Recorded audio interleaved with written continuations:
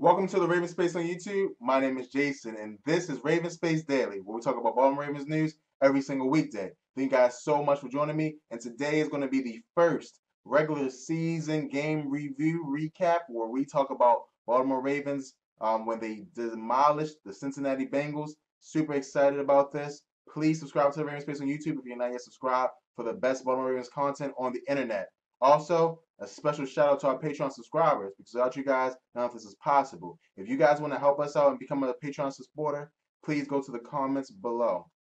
Now, this is the first topic of the day where the Ravens defeated the Bengals 20-0 in the first game of the season. The Ravens defense had a great showing, pitching a shutout and forcing 5 turnovers. Now I'm super duper excited about this game. Why? Because the Ravens defense was dominant. The Ravens defense was awesome. The Ravens offense capitalized as much as they could, and it forced the Bengals to be in a situation where they could not come back. So we're going to first start with how this game started. The game started with much of a defensive battle, and the Ravens defense showed their ability to get turnovers and they bend but don't break style. There were several times in the game where the Bengals were driving and the Ravens had a big turnover or a big sack to help themselves and not let the Bengals put any points on the board. Now, the game again was pretty much equal 3-0 until a big play by Jeremy Maclin and Joe Flacco, where it was a quick slant. Maclin gets the ball and he's gone up the middle of the field. Now, this is where the butt whipping started for the Bengals because it was a stretch right before halftime. We see this sometimes in NFL where a turnover causes another score and now you're down 14-0 in the blink of an eye. But this is what happened with the Ravens where after the touchdown by Jeremy Maclin, the Bengals were on the board and they threw a interception. It was tipped up. Ladarius Webb came and made a great pick, got the ball close to the end zone, and Terrence West ran it in for a touchdown. Again, bad for the Bengals, great for the Ravens. And after that, really, the Ravens just ran the ball in the second half down the Bengals' throats. Joe Flacco did not throw one time in the fourth quarter, and I don't believe he threw one time after the midway mark in the third quarter. Great play by the Ravens from running the ball and an awesome play all around by the defense. Again, pitching a shutout against a talented Bengals offense. AJ Green didn't get much. Joe Mixon didn't get much. Tyler Eifert didn't get much.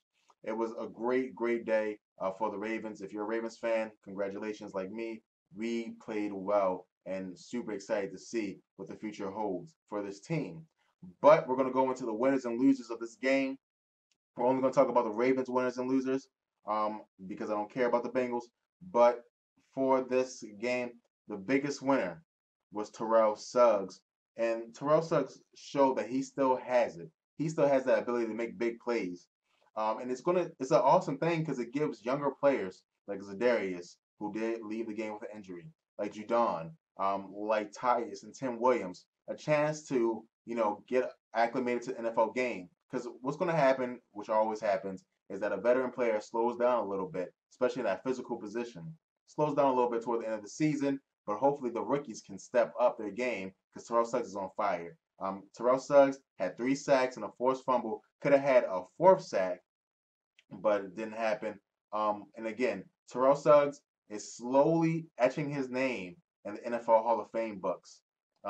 We heard the commentators talk about it. You've heard me talk about it before. That if Terrell Suggs performs, gets double-digit sacks in this season, you pretty much can, pin him in to be a Hall of Famer. Maybe not first ballot, but definitely a Hall of Famer. Some other winners. One, Dean Pease's defense is a winner as well. Dean Pease is a winner. Again, everyone said how good this defense was going to be. They're showing it. This was not a Browns offense, ladies and gentlemen. This was a Bengals offense with firepower in a stadium that the Ravens haven't won in several years. It was a great showing by the defense to pitch a shutout. It's always a great showing to hold your opponent to 0 points, but especially in this game where there were big plays, but the Ravens helped and stopped those big plays from turning into touchdown drives. And then the third winner I have is the running backs. Terrence West um, played awesome. Buck Allen actually had more carries than Terrence West, but they all played well. They were able to move the ball, get first downs. were explosive, were mean and gritty. I thought they played excellent football at the running back position. Shout out to Greg Roman and shout out to Marty Morningwig because that is Ravens football, and I'm surprised how well they did. So we're gonna go to the next topic, and it's the final takeaways. And this is a couple takeaways I have. One, the Ravens defense can talk the talk and they can walk the walk, and they showed how good they were this game. I mean, every facet of the Ravens defense performed. The the D tackles and the defensive linemen stopped the run. Linebackers did well at coming up with the run, but also backing up and getting into the passing lanes. Onward tipped the ball that led to an interception by Brandon Carr. You got C.J. Mosley who just got an interception himself with perfect coverage, and super excited about that. And then the defensive backs, Jimmy Smith had an awesome interception to close the game out. And Tony Jefferson all over the field, Eric Weddle all over the field. This is exactly what the Ravens wanted in their defense, and they really do have it. And then the last takeaway is that the Ravens offense is going to be okay. They're going to start slow, collectively, but they're going to get to a point where they're going to be dangerous. You can just tell. Macklin is too good, to not be dangerous.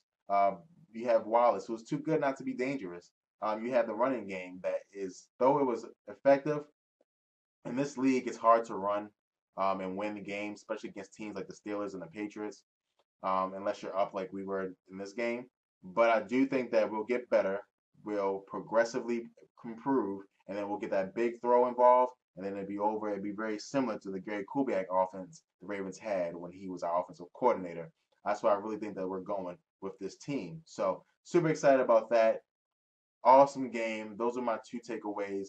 And now we're going to go into the mailbag question of the day. It's the best part of the show and a lot of people's opinions. So please send a question to mailbag at theravenspace.com and we will answer it. And this question comes from Thomas. And Thomas says, Jason, you were wrong about the rushing game. What did you think? What do you think now? Thank you so much for your question, Thomas. And if you guys want to get your question on here, just like Thomas, remember mailbag at therravenspace.com. So, Thomas, I was wrong about this one. And the reason, I'll explain my process. When the Ravens didn't have a fullback, we've never seen that in Baltimore. We've never seen the Ravens run effectively without a fullback. We seldom even see the Ravens not have a good fullback, right? And to definitely not have any on the roster was surprising. A lot of people say Ricard is going to be the fullback. Look, Ricard isn't coming to the game unless we're inside the 5 yard line. Let's stop, okay? So Ricard is not going to be the answer at fullback. But the answer was just better scheming, right? That was the answer. The Ravens, most of their successful runs were single back or they were shotgun.